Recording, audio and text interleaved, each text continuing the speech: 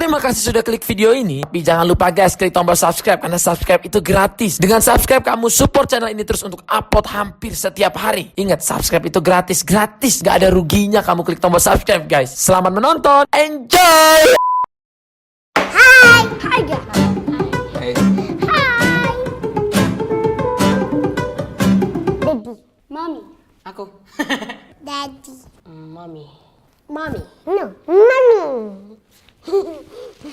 Kalau mami mungkin lebih cerewet ya, kan mamanya. Kalau lebih cerewet-cerewetnya tuh Umi. Tapi mami bilangnya the right thing. Kalau lebih yang tegas-tegasnya tuh Abi. Kalau Umi biasanya tuh marah ya biasalah, namanya ibu-ibu punya anak 11. Aku bisa ngerti kenapa Umi harus marah terus. Bukan marah, jadi cerewet. Kalau Abi sama aja sih marahnya kalau kita melakukan hal-hal yang di luar kendali. Aku lebih sering dimarahin sama Abi sebenarnya.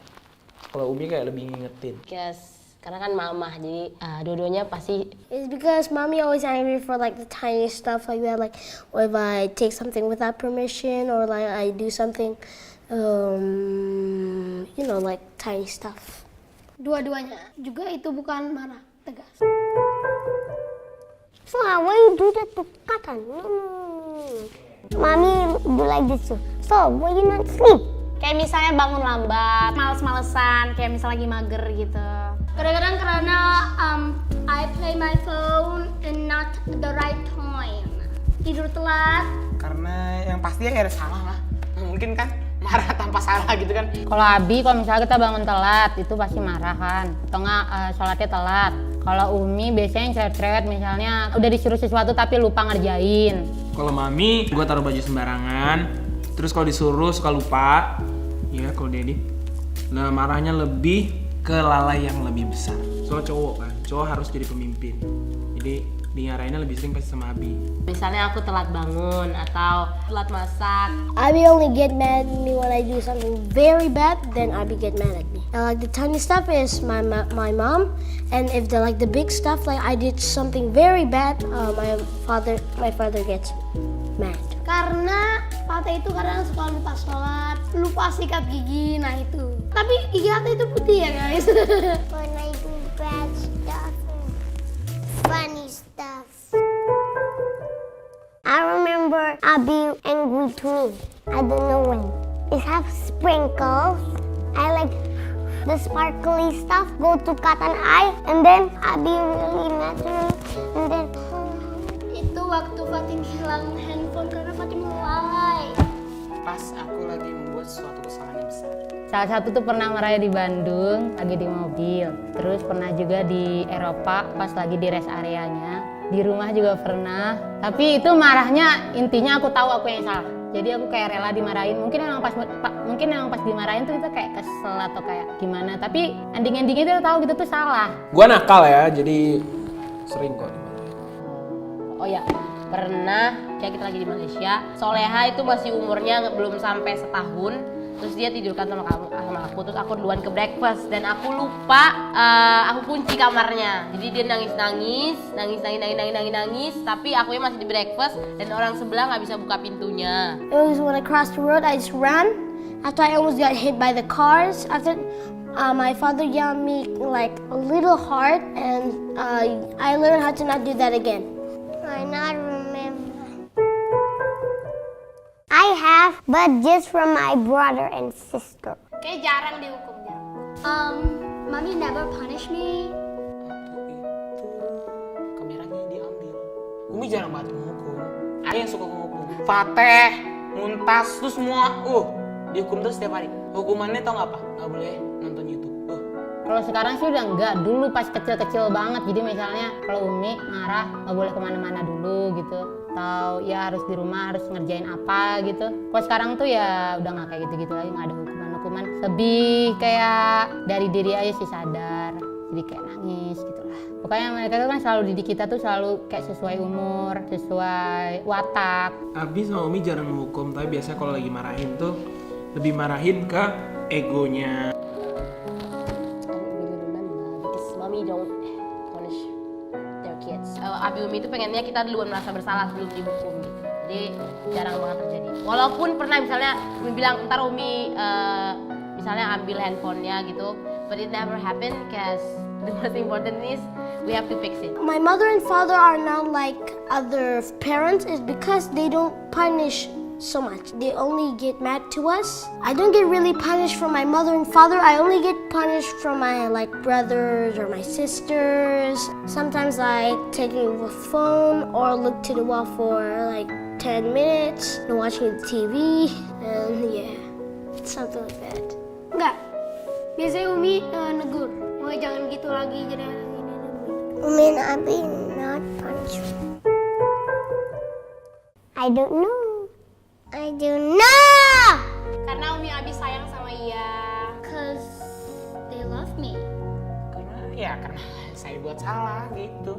Karena itu perlu. Aku nggak bakal jadi aku yang sekarang kalau mereka nggak marah. Kalau kata Abi tuh marah tuh boleh, tapi yang untuk yang keperluan aja. Jadi nggak boleh yang emosi yang kayak malah dari nafsu kayak gitu, enggak. Jadi kalau harus yang perlu, emang marah tuh perlu. Because they love me and they want to make me a better person. My parents get mad at me is because it's not because they get mad at me so I can be sad. They get mad at me so I can be safe. They want to save me. So like they love me. They care for me. So they get mad to me so I don't do it again to get me safe and teach me. Not they get mad at me so I can feel like oh I don't want to do this again. Karena Umi itu mau mendidik Fateh menjadi anak yang mandiri, yang baik, yang nggak selalu lupa. Fateh itu suka lupa ya, gengs. Sad and cry. Sedih, merasa bersalah. Harus lawan nafsu kita pokoknya kayak gitu. Fatih reaksinya itu sedih, tapi nggak keluar air mata gitu sering gitu. Fatim kayak mau bilang sorry, but I'm too embarrassed and susah ngomongnya. Misalnya dimarahin tapi kayak agak misunderstood gitu, ayah akan menjelaskan. Tapi kalau sesuatu yang sudah salah kita harus diam. Walaupun kita sebenarnya yang pas dimarahin itu misalnya salah adik gitu kan, tapi kita harus diam. Dan setelah semua tenang, kita explain dan kita akan memperbaiki diri. Kalau habis dimarahin paling enak tidur. Jadi kayak bangun, wah dunia baru. Belum minta maaf. Apa kesalahannya? Nangis pernah yang pasti, karena aku orangnya perasaan banget. Terus ngambek pernah.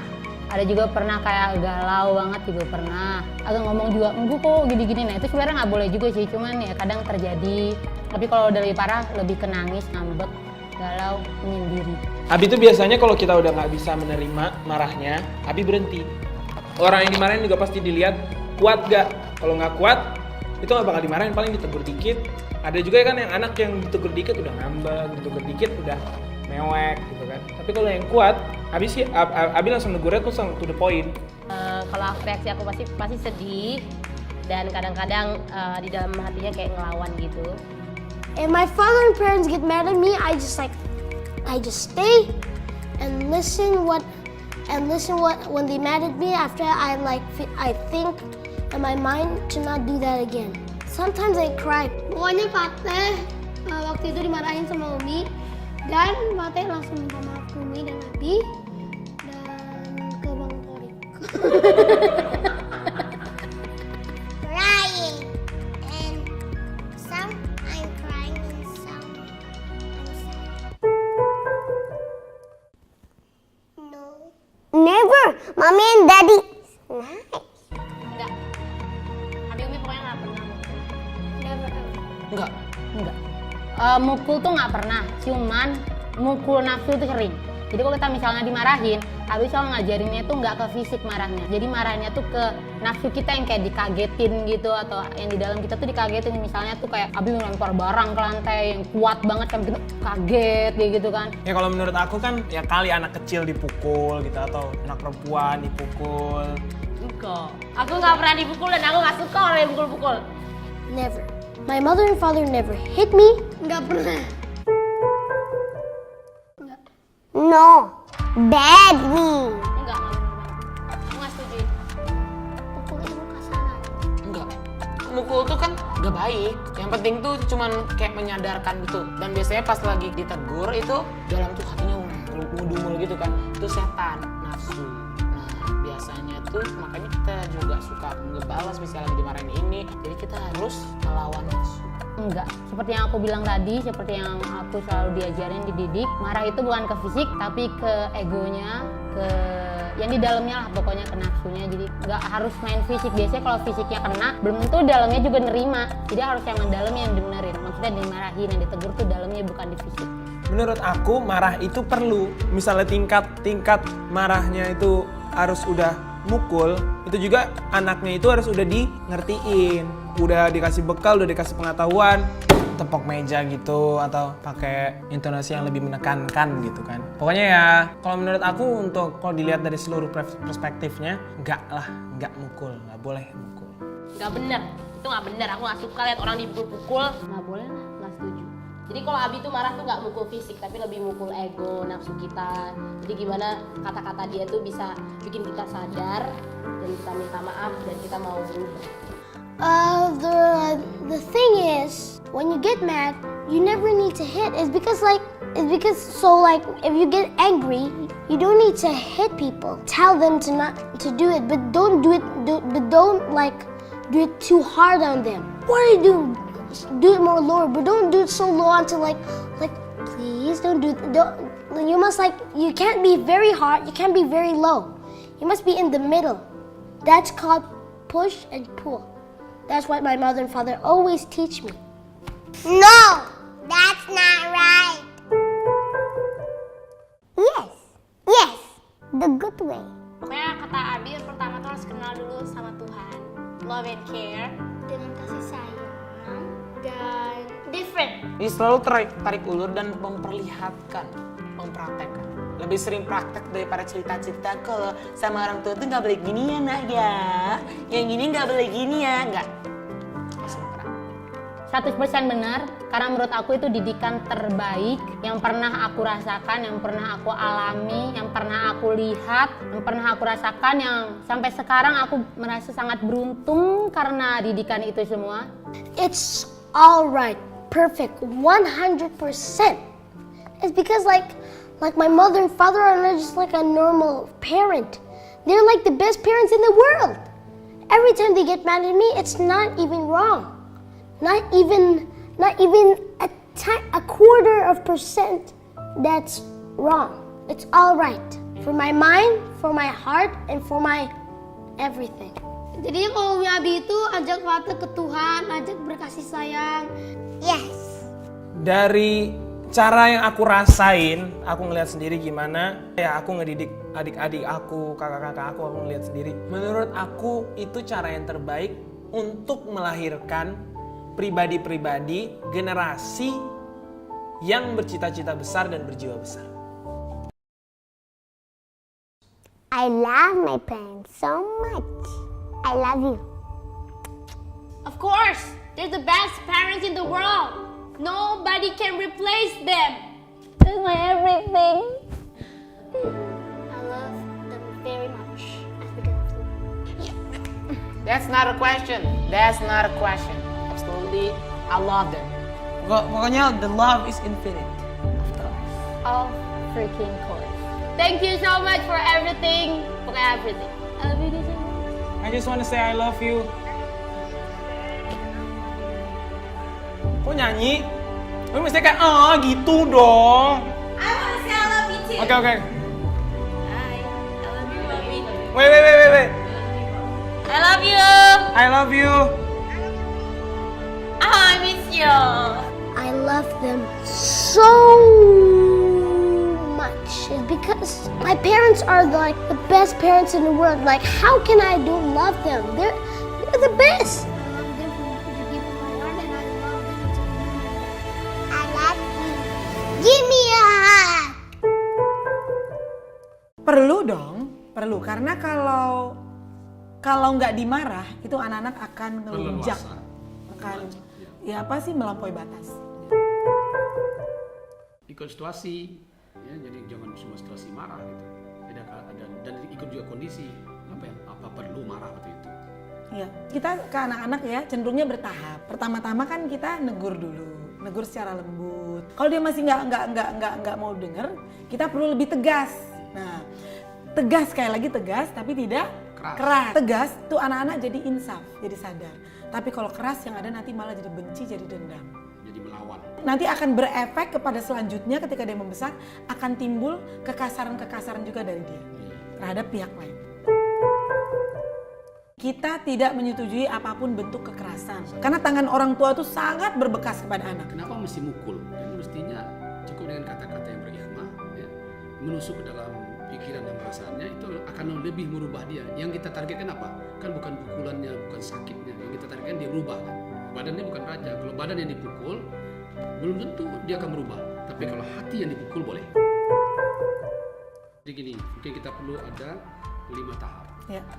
Pertama itu, kalau kita lihat anak itu ada kesalahan, ya, ada kekasaran ataupun ada pelanggaran di dalam rumah tangga, kita bikin dulu misalnya morning briefing secara umum, ya. Secara umum kita ngomongnya tentang kekasaran, yang orang-orang melanggar peraturan gimana gitu. Jadi kita ngomong secara umum, mungkin cerita sejarah, cerita apa gitu. Nah kayak gitu dulu. Jadi bukan langsung ke orangnya. Jadi kita cerita secara umum dulu. Secara halus, secara sindiran gitu ya. Kita ya. di rumah bisa habis sholat, ya. Kalau di perjalanan sambil di perjalanan. Jadi kita sebenarnya membuat cerita-cerita umum. Nah biasanya kalau anak-anak yang udah terasa, setelah itu dia berubah. Nah anggaplah itu nggak berubah. Nah, yang kedua, kita bikin lagi hal yang sama tapi lebih spesifik. Yang ketiga, kita mesti membuat teguran kepada dia tapi tidak boleh langsung. Nah, mungkin melalui orang yang dia sayang, melalui orang yang dia dekat. Kalau saudaranya, kalau gurunya gitu. Ya, jadi nanti gurunya ataupun saudara itu menyampaikan kepada dia pun secara baik, cara berhikmah gitu. Ya. Nah, yang keempat, barulah salah satu dari orang tua yang berkepentingan memanggil dia. Nah, manggil dia. Kadang-kadang manggil pertama itu ada tahapnya lagi, yang keempat itu. Yang memanggil di hadapan yang lain. Nah, di hadapan yang lain. Jadi artinya kita menegur lebih spesifik ke dia, tapi yang lain ikut mendengar. Yang kelima, langsung empat mata. Nah, Jadi direct to the direct itu ya. Panggil dia. Padahal, Panggil dia berhadapan, kita sampaikan dia punya kesalahan ini, kesalahan ini. Dan itu tidak mesti lama, itu bisa berlangsung cepat kalau dia nggak mengerti. Tergantung kondisi, situasi dan kesalahan apa yang dia lakukan. Kalau kesalahannya kecil ya caranya dengan cara yang kecil dong kan. Ya. Jadi jangan sampai kita memukul nyamuk dengan dengan kayu besar, kan nggak ada gunanya gitu. Jadi mesti yang kecil dengan kecil, yang sedang dengan sedang, yang besar dengan besar gitu. Nah kalau yang 5 tahap ini nggak bisa juga, mungkin baru waktu itu perlu ada gempaan lah pada dia, marah yang agak mungkin dengan cara menegurnya lebih memalukan dia di hadapan orang lain. Ya. Nah, tapi tidaklah dengan cara membabi buta, semuanya mesti terkendali. Nah kalau nggak terkendali, biasanya saya dengan Ibu Gen akan koreksi diri, wah tadi saya emosi gitu. Jadi kita mesti merasakan bahwa ternyata kita kadang-kadang emosi juga. Oke, jadi say no to violence ya. Jadi kita memang anti kekerasan.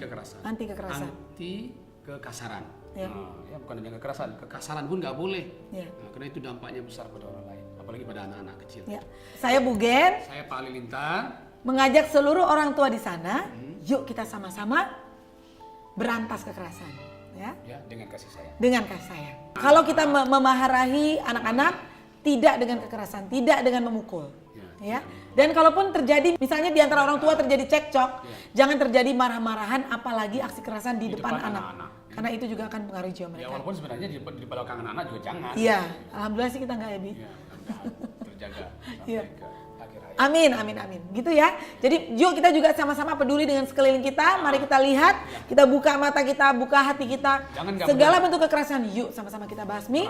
Sekurang-kurangnya kita langsung laporkan di wadah yang telah disiapkan oleh pemerintah di sini. Oke? Yuk, kita berkasih sayang. Ya. Mari berkasih sayang. 1, 2